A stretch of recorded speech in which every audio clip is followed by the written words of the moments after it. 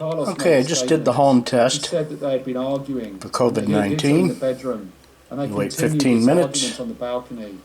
And one line under C means negative, a line under C and T means positive, and a line under T without C means you blew something, you did something wrong, you blew the test.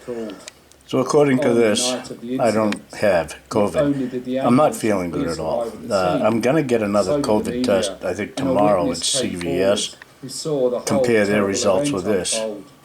This is the home test kit everyone's talking about. And there's a conspiracy theory out there. It'll make you sick. It's got a fluid in it that's deadly and blah, blah, blah, blah. Well, that fluid that comes in a little bottle doesn't touch your nose. It doesn't touch your body. You don't wet the swab with it and then stick it up your nose. It never leaves the vial. The swab goes into the vial with your mucus on it and nothing else. And then you pull the swab out, throw it out. I mean, it's a big lie out there on the internet that the home test is going to kill you. Yeah, right, okay, whatever.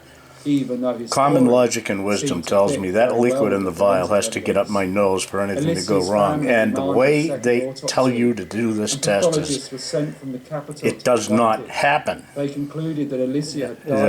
no transfer of liquid to in that vial to your nose at all.